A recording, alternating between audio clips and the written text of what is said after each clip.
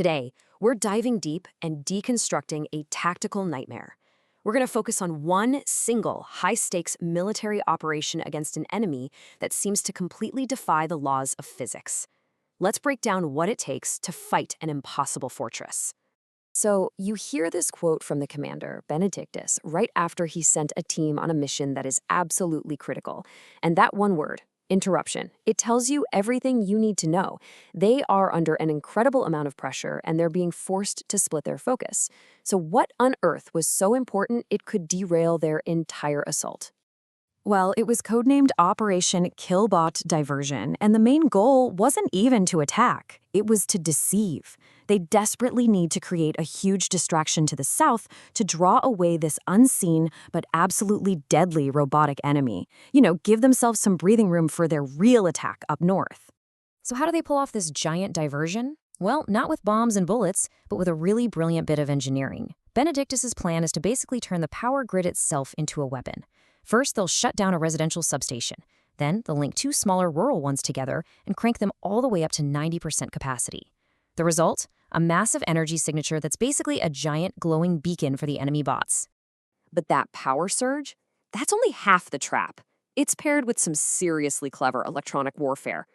The team switches their own communications to a scrambled high frequency so they can stay hidden. But then, on a low frequency, one the enemy is probably listening to, they start broadcasting a lubed fake story about a huge force gathering for an attack. The story is a complete lie, but the coordinates tucked inside it are very, very real. And they point right to those powered-up substations. Now, a plan this complicated, this dangerous, it all comes down to the people on the ground. This is where the human element becomes so critical. A small, specialized team is briefed and sent out to pull this thing off with surgical precision, and they know there is absolutely no room for error.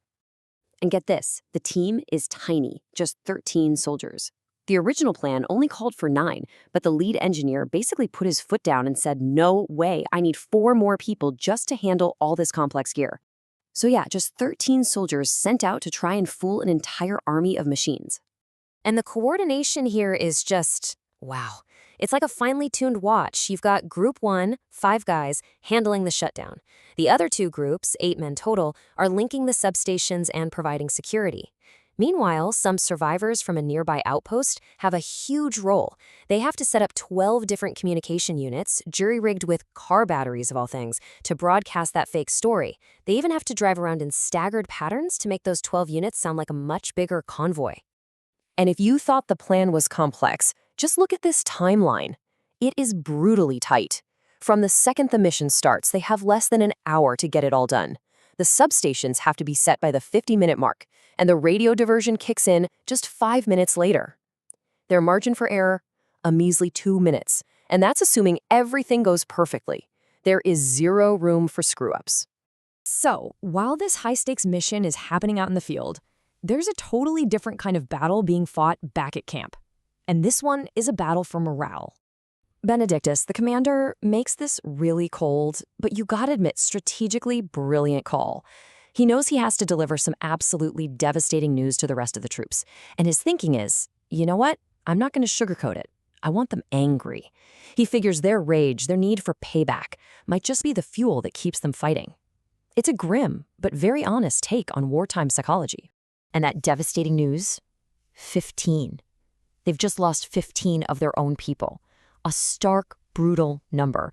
I mean, news like that can just completely shatter a unit's will to fight.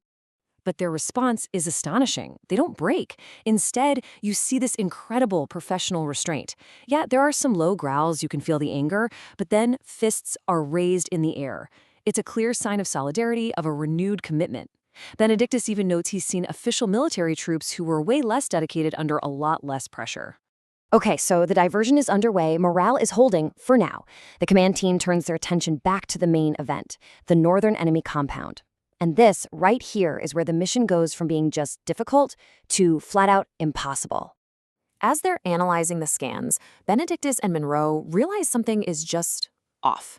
Their first question is pretty basic for any kind of siege. Where's the power coming from? You cut the power, you cripple the enemy. Simple, right?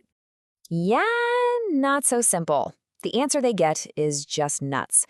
The power lines are buried deep underground, running from a source that could be as far as 27 miles away.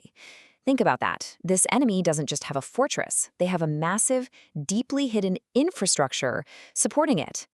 All right, so cutting the power is a nightmare. What about the walls themselves? Can they just blast a hole in them? Which leads to the next big question. And the answer to that is just staggering. Tungsten, a metal known for being incredibly strong and incredibly rare. And it's not just tungsten, it's coated with titanium nitride, which is an even rarer molecular coating. This isn't just a wall, it's something out of a scientist's wildest nightmare. Okay, fine. But every fortress has a gate, right? It's the built-in weak point. So they focus all their attention on the main entrance. How does it open? Where's the mechanism? And this is the final baffling piece of the puzzle. Their scans find nothing. No hinges, no locks, no internal gears. Eyewitnesses say the entire massive section of the wall just lifts as a single solid piece. The technology is completely alien. So you put all of these pieces together, the hidden power source, the impossible materials, the magic gate, and the conclusion is unavoidable. They aren't facing a fortified position. They are facing an impossible fortress. Just to put this into perspective, tungsten is an incredibly strong but also very limited resource on any planet.